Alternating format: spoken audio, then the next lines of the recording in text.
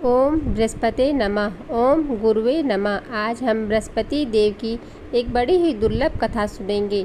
इस कथा को सुनने से भक्तों की सभी मनोकामना पूर्ण हो जाती है और बृहस्पति देव की कृपा उस पर सदा ही बनी रहती है।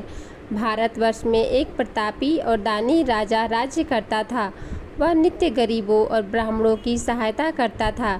यह बात उसकी रानी को अच्छी नहीं लगती थी और ना ही रानी गरीबों को दान देने देती थी और ना ही भगवान का पूजन करती थी। राजा को भी दान देने से मना किया करती थी। एक दिन राजा शिकार खेलने वन में गए हुए थे तो रानी महल में अकेली थी। उसी समय बृहस्पति देव साधु वेश में राजा के महल में भिक्षा लेने के लिए गए और भिक्षा मांगी तो रानी ने भिक्षा देने से इनकार कर दिया और कहा, हे साधु महाराज, मैं तो दान पुण्य से तंग आ गई हूँ। मेरा पति सारा धन लुटाते रहते हैं। मेरी इच्छा है कि हमारा सारा धन नष्ट हो जाए, फिर न रहेगा बांस और न बजेगी बांसुरी। साधु ने कहा, देवी तुम तो बड़ी विचित्र हो। धन संतान तो सभी जाते हैं, पुत्र और लक्ष्मी तो पापी के घर भी होने चाहिए। यदि तुम्हारे पास अधिक धन है तो भूखों को भोजन दो, प्यासे के लिए प्याऊ बनाओ, मुसाफिरों के लिए धर्मशाला खुलवाओ, जो गरीब हैं उनकी मदद करो, उनकी कुंवारी कन्याओं का विवाह कराओ। और ऐसे कई काम हैं जिनके करने से तुम्हारा यश लोक और परलोक में फैल जाएगा। परंतु रानी पर उपदेश का कोई प्रभाव नहीं पड़ा। वह बोली, महाराज आप मुझे कुछ न समझाए, मैं ऐसा धन नहीं चाहती जो हर जगह बांटती फिरूं। साधु ने उत्तर दिया, यदि तुम्हारी ऐसी ही इच्छा है तो तुम्हारा कल्याण हो। बृहस्पति देव को घर लीप कर पीली मिट्टी से अपना सिर धोकर स्नान करना, भट्टी चढ़ाकर कपड़े धोना, ऐसा करने से तुम्हारा सारा धन नष्ट हो जाएगा। इतना कहकर वह साधु महाराज वहाँ से अंतर्ध्यान हो गए और साधु के अनुसार कही बातों को पूरा करते हुए रानी ने केवल 3 बृहस्पतिवार ही बीते थे कि उसकी समस्त धन संपत्ति नष्ट हो गई। भोजन के लिए राजा का परिवार तरसने लगा। वह बहुत ही गरीब हो गए। तब एक दिन राजा ने रानी से बोला कि हे रानी, तुम यहीं रहो, मैं तुम्हारे देश को जाता हूँ, क्योंकि यहाँ पर सभी लोग मुझे जानते हैं, इसलिए मैं कोई छोटा कार्य नहीं कर सकता। ऐसा कहकर राजा परदेश चला गया। वहाँ वह जंगल से लकड़ी काट कर लाता और शहर में बेचता था। इस तरह वह अपना जीवन व्यतीत करने लगा। इधर राजा के परदेश जाते ही रानी और दासी दुखी रहने लगी।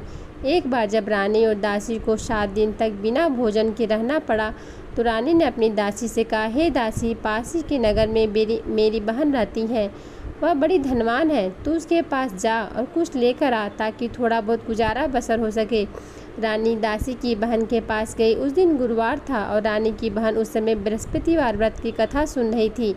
दासी ने रानी की बहन को अपनी रानी का संदेश दिया, लेकिन रानी की बड़ी बहन ने कोई उत्तर नहीं दिया। जब दासी को रानी की बहन से कोई उत्तर नहीं मिला तो वह बहुत दुखी हुई और उसे क्रोध भी आया। दासी ने वापस आकर रानी को सारी बात बता दी। सुनकर रानी ने अपने भाव को कोसा। उधर रानी की बहन ने सोचा कि मेरी बहन की दासी आई थी, परंतु मैं उससे नहीं बोली, इससे वह बहुत दुखी हुई होगी। कथा सुनकर और पूजन समाप्त करके वह अपनी बहन के घर आई और कहने लगी, हे बहन, मैं बृहस्पतिवार का व्रत कर रही थी, तुम्हारी दासी मेरे घर आई थी, परंतु जब तक कथा होती है तब तक न तो उठते हैं और न ही किसी से बोलते हैं, इसलिए मैं नहीं बोल पाई और तुम्हारी दासी चली गई। रानी बोली, बहन तुमसे क्या छुपाऊं, हमारे घर में खाने तक को अनाज नहीं था। ऐसा कहते कहते रानी की आंखें भर आई। उसने दासी समेत पिछले 7 दिन से भूखे रहने तक की बात अपनी बहन को सुना दी। रानी की बहन बोली, देखो बहन, भगवान बृहस्पति सबकी मनोकामना को पूर्ण करते हैं।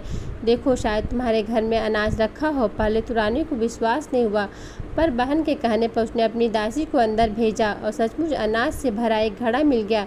यह देखकर दासी को बड़ी हैरानी हुई। दासी रानी से कहने लगी, हे रानी, जब हमको भोजन नहीं मिलता तो हम व्रत ही तो करते हैं, इसलिए क्यों न इससे व्रत और कथा की विधि पूछ ली जाए ताकि हम भी व्रत कर सके। तब रानी ने अपनी बहन से बृहस्पति देव की व्रत के बारे में पूछा। उसकी बहन ने बताया, बृहस्पतिवार के व्रत में चने की दाल और मुनक्का से विष्णु भगवान का केले के जड़ में पूजन करे तथा दीपक जलाए, उनकी कथा सुने और पीला भोजन ही करे। इससे बृहस्पति देव प्रसन्न हो जाते हैं। और व्रत और पूजा विधि बताकर रानी की बहन अपने घर को लौट गई। 7 दिन के बाद जब गुरुवार आया तो रानी और दासी ने व्रत रखा।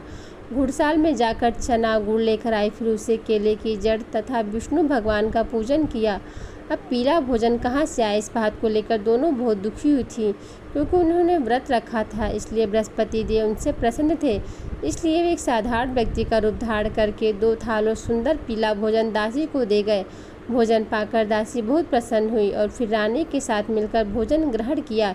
इसके बाद वे सभी गुरुवार को व्रत और पूजन करने लगी। बृहस्पति भगवान की कृपा से उनके पास फिर से धन संपत्ति आ गई, परंतु रानी फिर से पहले की तरह आलसी हो गई तथा दासी से बोली, देखो रानी, तुम पहले भी इस प्रकार आलस करती थी, तुम्हें धन रखने में कष्ट होता था, इस कारण सभी धन नष्ट हो गया, और अब जब भगवान बृहस्पति देव की कृपा से तुम्हें धन फिर से मिला है तो तुम आलस नहीं करो। रानी को समझाते हुए दासी कहती है कि बड़ी मुसीबतों के बाद हमने यह धन पाया है, इसलिए हमें दान पुण्य करना चाहिए, भूखे मनुष्यों को भोजन कराना चाहिए और धन को शुभ कार्यों में खर्च करना चाहिए, जिससे तुम्हारे कुल का यश बढ़ेगा, स्वर्ग की प्राप्ति होगी और पितृ प्रसन्न होंगे। दासी की बात मानकर रानी अपना धन शुभ कार्यों में खर्च करने लगी, जिससे पूरे नगर में उसका यश फैलने लगा। उधर एक दिन राजा दुखी होकर जंगल में एक पेड़ के नीचे आसन जमाकर बैठ गया। वह अपनी दशा को याद करके रोने लगा। बृहस्पतिवार का दिन था। एकाएक उसने देखा कि निर्जन वन में एक साधु प्रकट हो गए। साधु वेश में स्वयं बृहस्पति देव थे। लकड़हारे के सामने आकर बोले, हे लकड़हारे, इस सुनसान जंगल में तू इतना चिंता से क्यों बैठा है। लकड़हारे ने दोनों हाथ जोड़कर प्रणाम किया और उत्तर दिया, महात्मा जी, आप सब कुछ जानते, मैं क्या कहूँ। यह कहकर रोने लगा और साधु को अपनी आत्मकथा सुनाई। महात्मा जी ने कहा, तुम्हारी स्त्री बृहस्पतिवार के दिन बृहस्पति भगवान का निरादर किया था, जिसके कारण भगवान रुष्ट हो गए थे। उन्होंने तुम्हारी दशा देखकर अब तुम चिंता को दूर करके मेरे कहने पर चलो, तुम्हारे सब कष्ट दूर हो जाएंगे और भगवान पहले से भी अधिक संपत्ति देंगे। तुम बृहस्पतिवार के दिन कथा किया करो।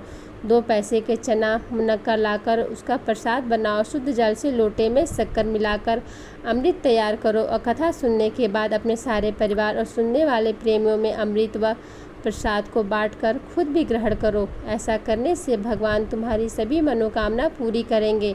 साधु के ऐसे वचन सुनकर लकड़हारा बोला, हे प्रभु, मुझे लकड़ी बेचकर इतना पैसा नहीं मिलता जिससे भोजन के पश्चात कुछ बचा सकूं।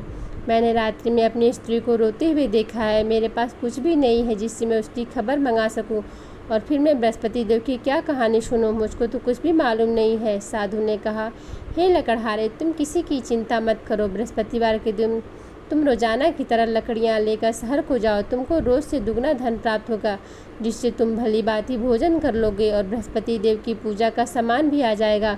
बृहस्पति देव की कथा इस प्रकार है, सुनो। प्राचीन काल में एक ब्राह्मण रहता था। वह बहुत ही गरीब था। उसकी कोई संतान नहीं थी। उसकी स्त्री बहुत ही मलिन हुआ करती थी। वह स्नान नहीं करती थी, किसी देवता का पूजन नहीं करती थी। इससे ब्राह्मण देवता बड़े दुखी थे। बेचारे बहुत कुछ कहते थे, किंतु उसका कुछ परिणाम नहीं निकला। भगवान की कृपा से ब्राह्मण की स्त्री के कन्या रूपी रत्न पैदा हुआ। कन्या बड़ी होने पर सुबह स्नान करके विष्णु भगवान का जाप और बृहस्पतिवार का व्रत करने लगी और अपने पूजन पाठ को समाप्त करके विद्यालय जाती तो अपनी मुट्ठी में जौ भर के ले आती और पाठशाला के मार्ग में डालती जाती। तब ये जो स्वर्ण के हो जाते हैं तो लौटते समय उसको बीनकर घर ले आती। एक दिन वह बालिका सूप में उस सोने की जौ को फटक कर साफ कर रही थी। उसके पिता ने देख लिया और कहा, हे बेटी, सोने की जौ के लिए सोने का सूप होना चाहिए। दूसरे दिन बृहस्पतिवार था। इस कन्या ने व्रत रखा और बृहस्पति देव से प्रार्थना करके कहा, मैंने आपकी पूजा सच्चे मन से की है, तो मेरे लिए सोने का सूप दे दो। बृहस्पति देव ने उसकी प्रार्थना स्वीकार कर ली। रोजाना की तरह वह कन्या जौ फैलाती हुई जाने लगी। जब लौटकर जौ बीन रही थी तो बृहस्पति देव की कृपा से सोने का सूप मिला। वह उसे घर ले आई और उसमें जौ साफ करने लगी, परंतु उसकी माँ का वही ढंग रहा। एक दिन की बात है, वह कन्या सोने की सूप में जौ साफ कर रही थी। उस समय उस शहर का राजपुत्र वहाँ से होकर निकला। इस कन्या के रूप और कार्य को देखकर मोहित हो गया और अपने घर आकर भोजन और जल त्याग कर उदास होकर लेट गया। राजा को इस बात का पता लगा तो अपने प्रधानमंत्री के साथ उसके पास गए और बोले, हे बेटा, तुम्हें किस बात का कष्ट है? किसने तुम्हारा अपमान किया है? तुम क्यों दुखी हो, जिससे तुम्हें प्रसन्नता हो? अपने पिता की राजकुमार ने बातें सुनी तो वह बोला, मुझे आपकी कृपा से किसी बात का दुख नहीं, किसी ने मेरा अपमान नहीं किया है, परंतु मैं उस लड़की से विवाह करना चाहता हूँ जो सोने के सूप में जौ साफ कर रही थी। यह सुनकर राजा आश्चर्य में पड़ गए। बोले, हे बेटा, इस तरह की कन्या का पता तुम ही लगाओ, मैं उसके साथ तुम्हारा विवाह अवश्य कर दूंगा। राजकुमार ने उस लड़की के घर का पता बताया। तब मंत्री उस लड़की के घर गए और ब्राह्मण देवता को सभी हाल बताया। ब्राह्मण देवता राजकुमार के साथ अपनी कन्या का विवाह करने के लिए तैयार हो गए तथा विधि विधान के साथ ब्राह्मण की कन्या का विवाह राजकुमार के साथ हो गया। कन्या के घर से जाते ही पहले की भांति उस ब्राह्मण देवता के घर में गरीबी का निवास हो गया। भोजन के लिए भी अन्य बड़ी मुश्किल से मिलता था। एक दिन दुखी होकर ब्राह्मण देवता अपनी पुत्री के पास गए। बेटी ने पिता की दुखी अवस्था को देखा और अपनी माँ का हाल पूछा। तब ब्राह्मण ने भी सभी हाल कहा। कन्या ने बहुत सारा धन देकर अपने पिता को विदा कर दिया। इस तरह ब्राह्मण का कुछ समय सुखपूर्वक व्यतीत हुआ। कुछ दिन के बाद फिर वही हाल हो गया। ब्राह्मण फिर अपनी कन्या के यहाँ गया और सारा हाल कहा। तो लड़की बोली, हे पिताजी, आप माता जी को यहाँ ले आओ, मैं उन्हें विधि बता दूंगी जिससे उनकी गरीबी दूर हो जाए। वह ब्राह्मण देवता अपनी स्त्री को साथ लेकर पहुँचे तो अपनी माँ को समझाने लगी, हे माँ, तुम सुबह सुबह प्रथम स्नान आदि करके विष्णु भगवान का पूजन करो तो सब दरिद्रता गरीबी दूर हो जाएगी। परंतु उसकी माँ ने एक भी बात नहीं मानी और प्रातःकाल उठकर अपनी पुत्री के बच्चों की जूठन को खा लिया। इससे उसकी पुत्री को भी बहुत गुस्सा आया। उसने एक रात को एक कोठरी से सारा सामान निकाल दिया और अपनी माँ को उसमें बंद कर दिया। प्रातः उसमें से उसे निकाला तो स्नान आदि करा के पूजा पाठ करवाया तो उसकी माँ की बुद्धि ठीक हो गई। इसके बाद वह नियम से पूजा पाठ करती और प्रत्येक बृहस्पतिवार को व्रत रखने लगी। इस व्रत के प्रभाव से उसके माता और पिता बहुत ही धनवान और पुत्रवान हो गए और बृहस्पति देवता के प्रभाव से इस लोक के सुख को भोग कर अंत में स्वर्ग को प्राप्त हुए। इस तरह कहानी कहकर साधु देवता वहाँ से अंतर्ध्यान हो गए और धीरे धीरे समय व्यतीत होने पर फिर वही बृहस्पतिवार का दिन आया। लकड़हारा जंगल से लकड़ी काट कर किसी शहर में बेचने गया। उसे उस दिन और दिन से अधिक पैसा मिला। राजा ने चना गुड़ आदि लाकर गुरुवार का व्रत किया। उस दिन से उसके सभी गरीबी दूर हो गए। परंतु जब दोबारा गुरुवार का दिन आया तो बृहस्पतिवार का व्रत करना भूल गया। इस कारण बृहस्पति भगवान नाराज हो गए। उस नगर के राजा ने विशाल यज्ञ का आयोजन किया तथा शहर में यह घोषणा कर दी कि कोई भी मनुष्य अपने घर में भोजन न बनवाए, न आग जलाए। समस्त जनता मेरे यहाँ भोजन करने आए। इस आज्ञा को जो मानेगा, जो नहीं मानेगा उसे फांसी की सजा दी जाएगी। इस तरह की घोषणा संपूर्ण नगर में करवा दी गई। राजा की आज्ञा के अनुसार शहर के सभी लोग भोजन करने गए, लेकिन लकड़हारा कुछ देर से पहुंचा, इसलिए राजा उसको अपने साथ घर लेकर गए और ले जाकर भोजन करा रहे तो रानी की दृष्टि उस खूंटी पड़ी जिस पर उसका हार लटका हुआ था। वह वहाँ पर दिखाई नहीं दिया। रानी ने निश्चय किया कि मेरा हार इस मनुष्य ने चुरा लिया है। उसी समय सिपाहियों को बुलाकर उसको कारागार में डलवा दिया। जब लकड़हारा कारागार में पड़ गया, बहुत दुखी होकर विचार करने लगा, न जाने कौन सा पूर्वजन्म का कर्म मुझे दुख प्राप्त हुआ है, और उसी साधु को याद करने लगा जो जंगल में मिला था। उसी समय बृहस्पति देव साधु के रूप में वहाँ प्रकट हो गए। उसकी दशा को देखकर कहने लगे, अरे मूर्ख, तूने बृहस्पति देव की कथा नहीं सुनी थी, इसी कारण तुझे दुख प्राप्त हुआ है। अब चिंता मत कर, बृहस्पतिवार के दिन कारागार के दरवाजे पर 4 पैसे पड़े मिलेंगे, उनसे तू बृहस्पति देव की पूजा करना, तेरे सभी कष्ट दूर हो जाएंगे। बृहस्पति देव के दिन उस 4 पैसे मिले। लकड़हारे ने कथा कही। उस रात्रि को बृहस्पति देव ने उस नगर के राजा को स्वप्न में कहा, राजन, तुमने जिस आदमी को कारागार में बंद कर दिया वह निर्दोष है, वह राजा है, उसे छोड़ देना। रानी का हार उसी खूंटी पर लटका है। अगर तू ऐसा नहीं करेगा तो मैं तेरे राज्य को नष्ट कर दूंगा। इस तरह रात्रि के स्वप्न को देखकर राजा प्रातःकाल उठा और खूंटी पर हार देकर लकड़हारे को बुलाकर क्षमा मांगी और लकड़हारे को योग्य सुंदर वस्त्र आभूषण देकर विदा कर दिया। बृहस्पति देव की आज्ञा के अनुसार लकड़हारा अपने नगर को चल दिया। राजा जब अपने नगर के निकट पहुंचा तो उसे बड़ा आश्चर्य हुआ। नगर में पहले से अधिक बाग, तालाब, कुएं था, बहुत सी धर्मशाला, मंदिर आदि बन गई है। राजा ने पूछा, ये किसका बाग है और धर्मशाला है? तब नगर के सब लोग कहने लगे, यह सब रानी और बंदी के हैं। तो राजा को आश्चर्य हुआ, गुस्सा भी आया। जब रानी ने यह कहकर सुनी कि राजा आ रहे हैं तो उन्होंने दासी से कहा, हे दासी, देख राजा हमको कितनी बुरी हालत में छोड़ गए थे। हमारी ऐसी हालत देखकर वो लौट न जाए, इसलिए तू दरवाजे पर खड़ी हो जा। आज्ञा के अनुसार दासी दरवाजे पर खड़ी हो गई। राजा आए तो उन्हें अपने साथ लेकर आई। तब राजा ने क्रोध करके अपनी रानी से पूछा कि यह धन तुम्हें कैसे प्राप्त हुआ है? तब उन्होंने कहा, हमें यह सब धन बृहस्पति देव की इस व्रत के प्रभाव से प्राप्त हुआ है। राजा ने निश्चय किया कि 7 रोज बाद तो सभी बृहस्पति देव का पूजन करते हूँ, परंतु मैं प्रतिदिन 3 बार कहानी और रोज व्रत किया करूँगा।